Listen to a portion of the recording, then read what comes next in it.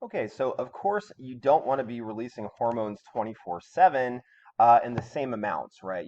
Hormones always vary according to what the body is going through at any particular time, because it is constantly going through environmental changes, right? Not only externally, it's hot, it's cold, you get scared, that would release adrenaline, and you also have a lot of internal changes that can happen.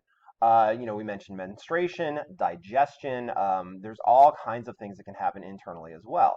So we have to sort of understand, what controls the release and retention of hormones in the first place, right? In order to get cells to change what they're doing. So, number one, we would call this humoral stimulus. Now, back in the days of Galen and all the very first anatomists, Vesalius and those guys, they refer to body fluids as humors, right? And one of the main humors in the body was blood. So it's still called humoral stimulus, back from hundreds of years ago. Doctors still use the same term. Blood levels of certain ions or nutrients can cause hormones to be released, right? So, if you feel, well, we'll say, so you eat a lot of salt, right, which increases the amount of ions in your blood. Well, you don't want to necessarily hold all that salt all the time. It will cause you to hold water, increase your blood pressure, and all that stuff's not very good. So, how do you get rid of salt? You sweat out a little bit, which a lot of people are more familiar with, but really you pee out a lot of it. It's excreted through urination. So how does your kidneys know how much salt to get rid of? Well, there's a hormone that's specifically designed for that we're going to be talking about later called ADH. It's called antidiuretic hormone, and that will over different variables, it will release either more or less sodium depending on what's in your blood. Okay, so that's just an example of humoral. A neural stimulus is where nerve fibers stimulate hormone release. And I think probably the easiest way to think about this is adrenaline, right? So think about it. You're standing in line at the Starbucks or something like that, and all of a sudden two people get in an argument, right? And you think maybe they're going to start, smacking each other, throwing down, right? So, you being right next to them, you might feel like you have to defend yourself. And whether you even realize it or not, your heart rate's going to go up, your breathing rate's going to go up, your blood pressure is going to go up, you're going to release some sugar into your blood from your liver. All of that is fight or flight. Well, how did that happen? Because you saw and you heard people getting in an argument, and you're getting into that stage whether you should defend yourself, that's the fight part, or run from the conflict, that's the flight part, right? So this is all very biochemical. That rush that you feel when you get in a dangerous situation, that's all fight or flight. Hormonal stimuli is where a hormone will actually tell glands to release other hormones. So now you have, sort of like a hormone cascade. Give you an example of this. Your brain, well, actually not your brain, your pituitary gland secretes something called thyroid stimulating hormone. Guess what it stimulates? Right, your thyroid, okay? That stimulates your thyroid to produce its own hormone, which we call thyroid hormone, which regulates your metabolism, how fast you actually burn through stored energy reserves like fat and blood sugar.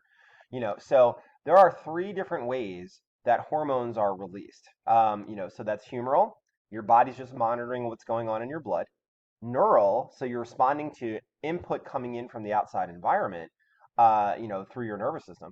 And then also hormonal, right? So that's, hormones getting other hormones to be either produced or released. So I think that's important. This is definitely going to be in your quiz, by the way. So I would definitely be able to explain these three different steps. All right.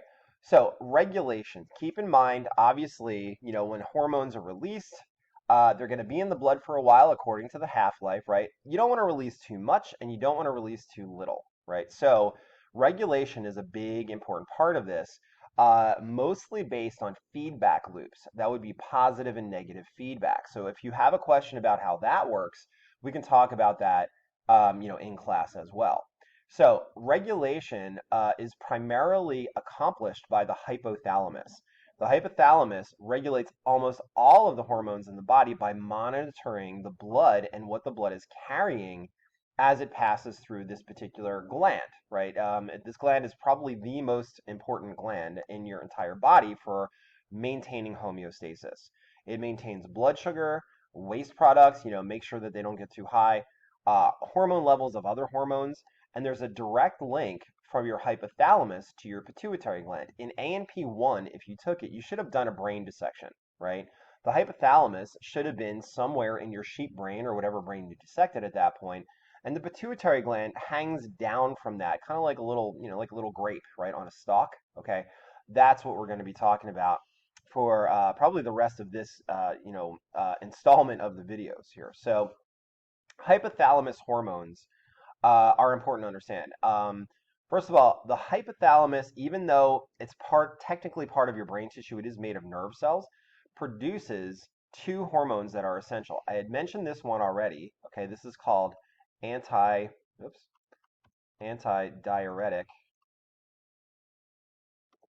hormone.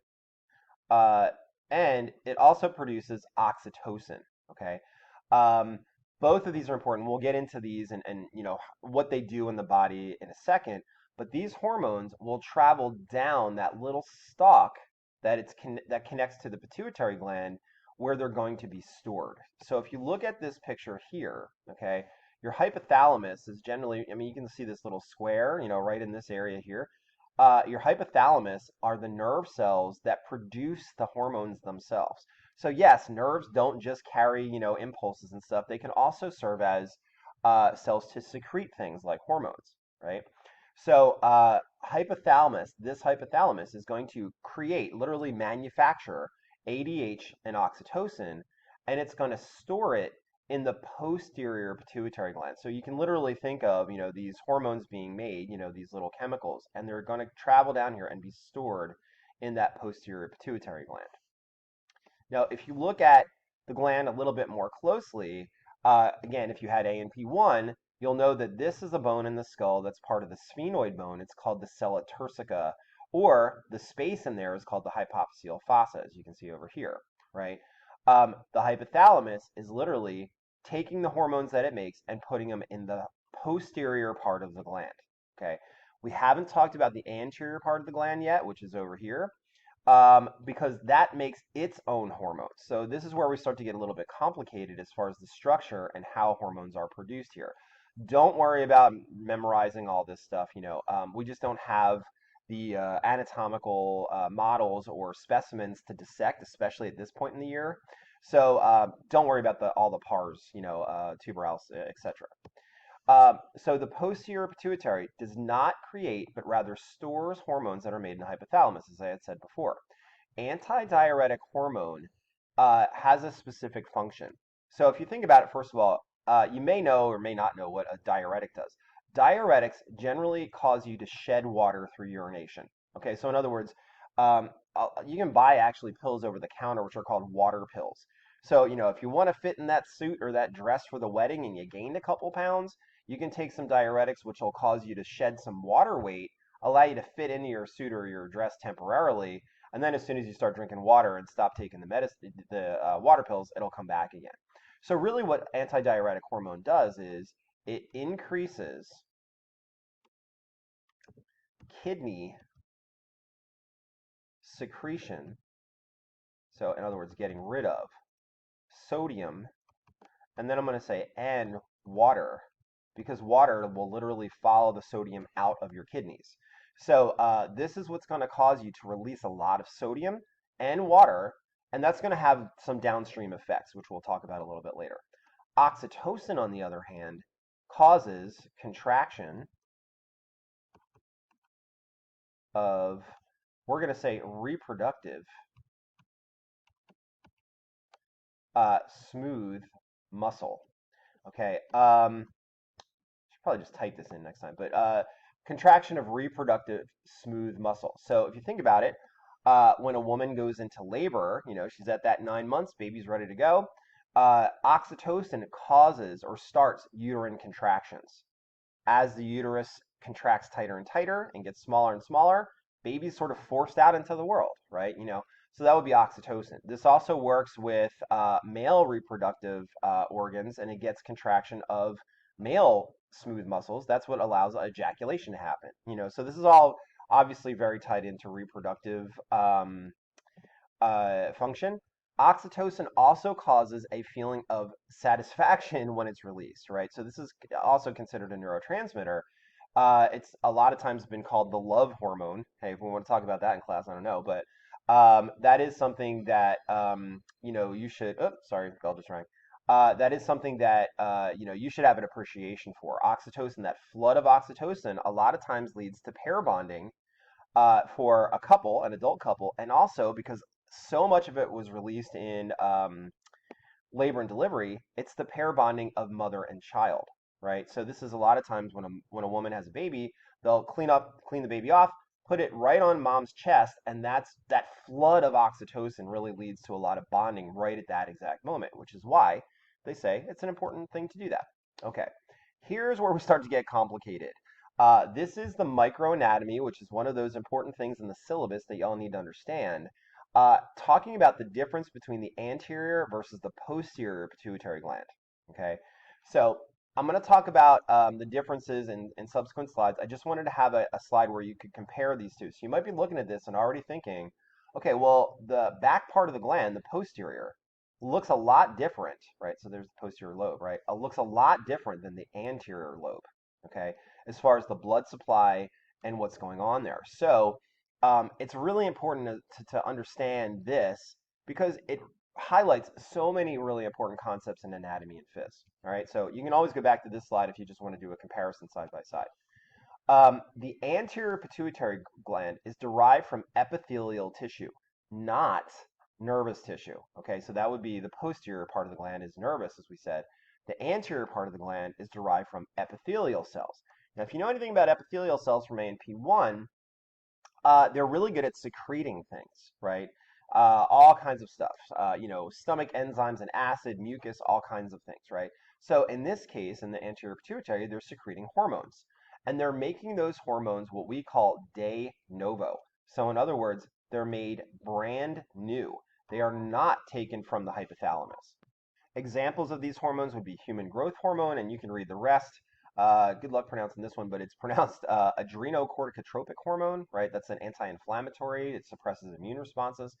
There's a lot that are produced in the anterior pituitary gland, and this is just a small list. Okay, so these are the most important ones, clinically important ones that I think we should discuss in class. So these hormones are released or inhibited, keep in mind, as directed by the hypothalamus. The hypothalamus is the king of the hill. It is directing the pituitary whether to make and release hormones depending on what the body is going through. And the hypothalamus monitors everything. Everything from body temperature, blood pH, salt content, sugar content, all of that stuff is monitored by the hypothalamus. The hypothalamus directs the anterior and the posterior, really, pituitary, when to release hormones. Okay, so that is important that the hypothalamus is kind of like the king of the hill. The posterior gland, now just to talk about this one, you can see that this is directly connected, up above here, that would be directly connected to the hypothalamus.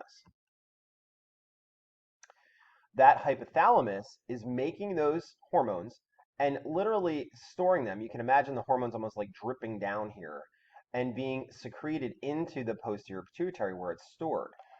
The blood, keep in mind, right, the hormones are only going to get to their target organs via the blood flow. Okay, so the blood coming in, this one little arteriole here, arteries always take blood away from the heart, by the way. So the artery is going to expand into this little capillary bed or capillary net, they're calling it here. It's going to pick up the hormones, because look how much surface area there is to pick those hormones up, and then it's going to take those hormones out to the body. Well, where are they going to go? Video didn't stop. I'm just asking you. They're going to go to their targets, right? Whatever has a receptor on the cell surface is going to pick up these two hormones. And keep in mind, those two hormones are ADH and oxytocin. Oxytocin, okay. So those are going to go to the targets. Kidneys in this case, that would be a target organ for ADH. Oxytocin would be the smooth muscle in reproductive organs, right? And also the brain too, because it's the happy love hormone, right? Okay, we'll talk about the anterior pituitary gland in the next chunk of this presentation.